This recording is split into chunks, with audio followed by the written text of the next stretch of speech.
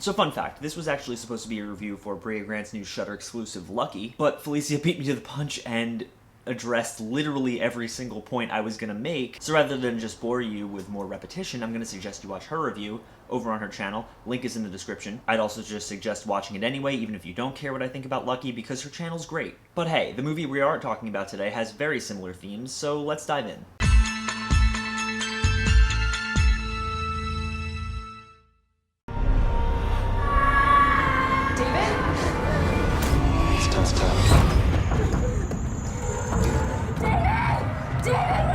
Son is written and directed by Ivan Kavanagh. It stars Andi Matichak as Laura, a young mother who escaped a cult years prior, and when her son contracts a mysterious illness, she believes the cult is responsible, and as her options become fewer and fewer, she's forced to decide how far she's willing to go to protect her child. I find it neat that this movie and Lucky tackle very similar themes, albeit through an entirely different lens, and came out at the same time. Son is a really cool film, exploring the same idea of female trauma and the way people minimalize it. However, unlike Lucky, the way this film goes about presenting those themes is a lot less straightforward, and it explores it through the lens of motherhood. The idea of having an incurably sick child is horrific enough. Throw in a traumatic cult backstory on top of that, and not only does it become more horrifying, it creates an air of distrust in which we, as an audience, start losing our faith in Laura as well as her behavior becomes more and more erratic, all in the name of fleeing a cult that may or may not even exist.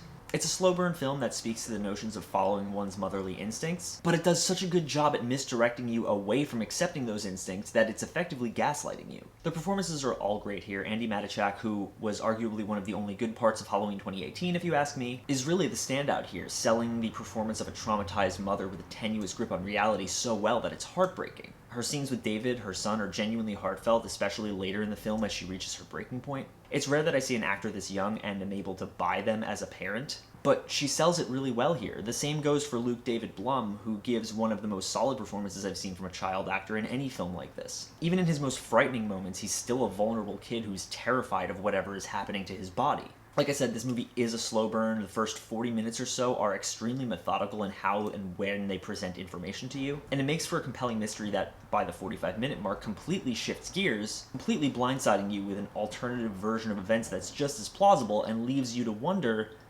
who's telling the actual truth? Is Laura's version of events the accurate one?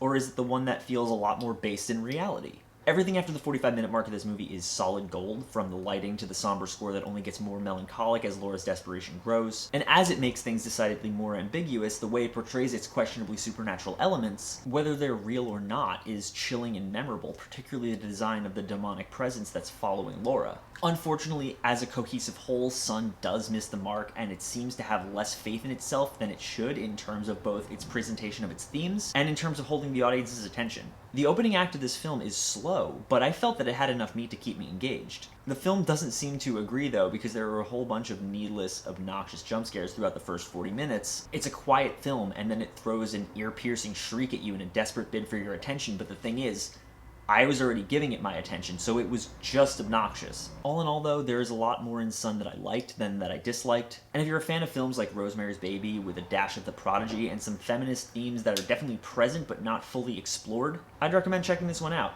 I'm gonna say that Son is solid. It makes for a really cool double feature with Lucky, so if you've got some free time this coming weekend, check them both out. It would be a really cool double feature, and I think you'd have a lot of fun. As always, guys, if you like what you see here and you want to see more, click down there, like, comment, subscribe. There's a Patreon link in the description if you want to be like any of these cool people right here.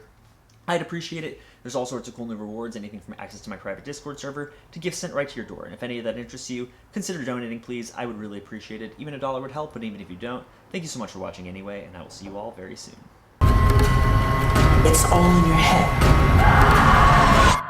You have no idea what he's capable of.